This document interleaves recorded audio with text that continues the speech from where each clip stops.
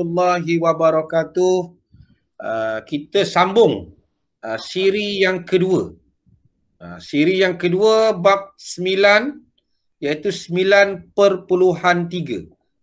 Jadi pelajar mungkin dah belajar tajuk 9.1, 9.2.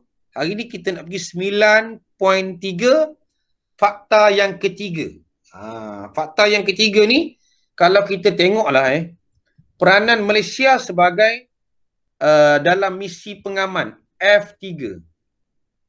Kita tengok di situ. Okey, pelajar kalau tengok di sini, Allah banyaknya peta, cikgu macam mana saya nak belajar ni? Bukan semua kita nak sentuh. Bukan semua kita nak sentuh. Kecuali lah kita ambil kos ini di universiti. Kita nak ambil. Apa itu sumbangan misi pengaman? Tadi dah soal kan dalam soalan iPro tadi. Okey.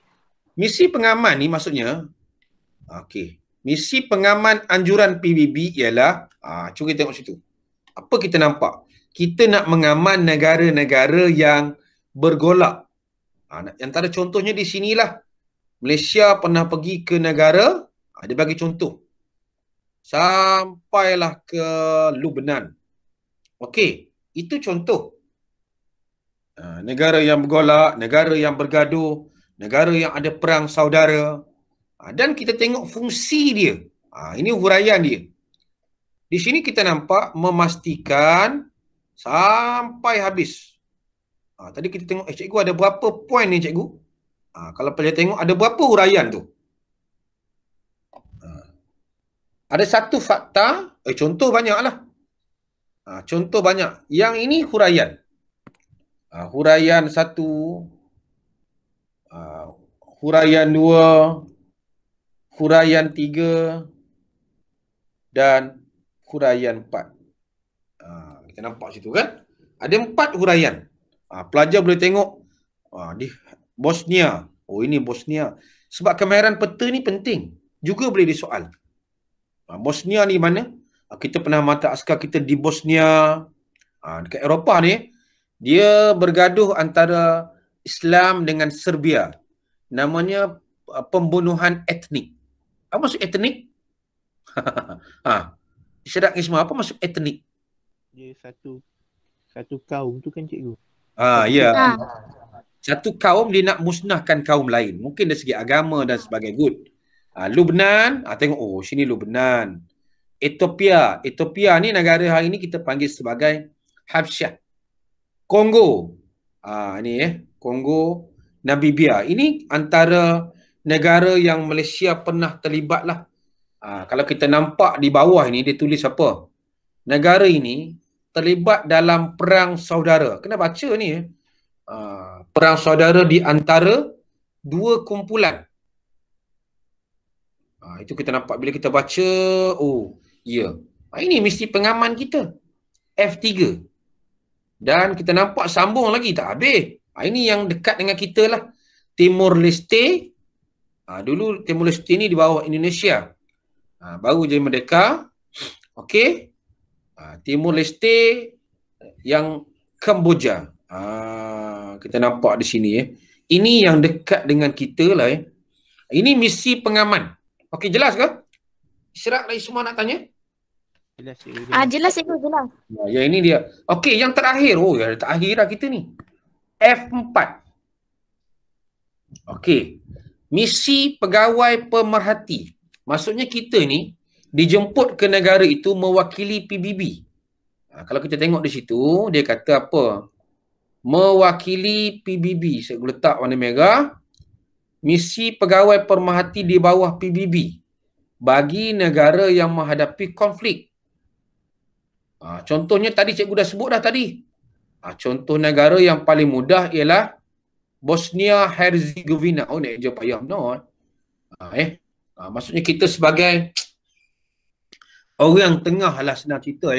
Kita ni sebagai pegawai-pegawai yang membantu membangunkan semula negara dia. Jadi pelajar tengoklah. Oh, ini Liberia, Kongo, Namibia, Bosnia, Iraq, sampailah habis.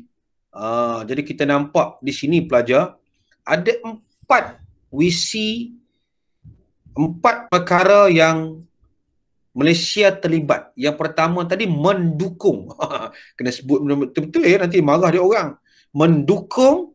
Yang kedua, terlibat dengan agensi. Yang ketiga ialah pengaman. Yang keempat, pemerhati. Jadi kita ada 4 benda ini. Kalau pelajar dah okey, dah faham, kira clear lah. Barulah kita boleh masuk kepada tajuk yang lain tu, tokoh-tokoh Malaysia dalam agensi PBB. Tokoh. Nampak situ. Pelajar boleh tengok 3 tokoh utama ni. Antara yang paling pelajar kena ingat adalah inilah Tan Sri Razali Ismail. Siapa dia ni? Beliau ini pernah menjadi siapa? Tengok jawatan dia ni. Cikgu besarkan sikit. Dia tokoh diplomat yang bawah sekali ni pernah menjadi wakil khas ke Myanmar. Myanmar ni kan sedang bergolak. Negara apa? Yang bergolak akibat pelarian Rohingya ni. Itu kita nampak. Ini Datuk Maimunah. Ini penjawat awam macam cikgu lah. Dia ni berkaitan dengan habitat agensi paling aktif di dunia. Tentang geografi lah. Dan hebatnya dia ni adalah wanita yang pertama di Asia. Yang ketiga ni doktor. Bila sebut doktor ni, beliau ni dalam agensi sidang kemanusiaan bagi negara-negara yang sedang bergolak. Dia pergi, ada lagi Tan Sri Abu Samad Abu Bakar, Dr. Jomo ini pelajar boleh baca Dr. Jomo Case, Kwame Sundram. Ini tokoh akademik. Kalau cikgu ambil geografi dulu tak larilah daripada tokoh-tokoh ini. Okey. Jadi kita nampak pelajar, habis dah kita ni. Nampak macam ini dah habis dah kita. Jadi kalau pelajar tengok, pelajar sebenarnya lepas ini akan dapat modul berbantu daripada cikgu. Poinnya yang paling banyak ialah kita nampak peta ni nampak macam banyak. Tapi sebenarnya sikit je. Pasukan pengaman, pasukan pemerhati. Yang lain jelaslah. Jadi pelajar boleh memahami tajuk kita ni dengan jelas. Okey. Ishraq dan Isma. Senang je. Belajar apa bahasa je. Kita dah selesai. 9.3. Okey, ada nak tanya? Tanyalah. Tak ada. Lah ya. Okey, terima kasih dua pelajar daripada Negeri Sembilan dan Negeri Selangor. Sebelum ni daripada Selangor banyak kali dah dia hadir dalam kelas cikgu. Tapi dia minta tak rakam, tapi dia hadir. Cikgu jangan rakam. Tak apalah. Hari ni cikgu rakam. Jadi tengoklah rakaman. Jadi pelajar-pelajar tengok, macam mana kamu boleh masuk dalam ini? Okey. Terima kasih. Kita jumpa lagi di lain masa. InsyaAllah cikgu doakan pelajar terus belajar